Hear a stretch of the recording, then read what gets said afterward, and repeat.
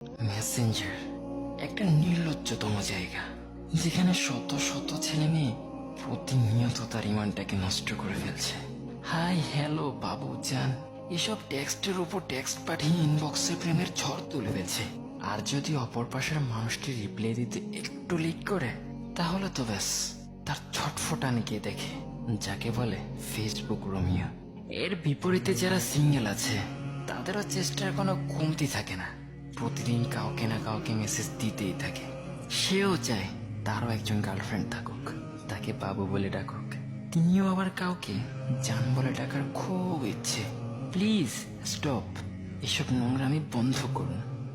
কারণ কোরআনে জিনার ব্যাপারে কঠিন থেকে কঠিনতম হুঙ্কার দেওয়া হয়েছে।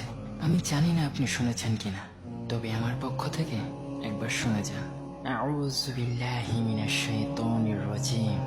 লা তাকরাবুজ জিনা, তোমরা জিনার ধারে কাছেও যেও না। আল্লাহ এটা বলেননি যে তোমরা জিনা করো না, কিন্তু আয়াত দ্বারা প্রমাণিত আল্লাহ এটা বলেছেন তোমরা জিনার ধারে কাছেও যেও না। কারণ এতে আমাদের জন্য কল্যাণ রয়েছে, আর সাথে আযাব তো রয়েছেই।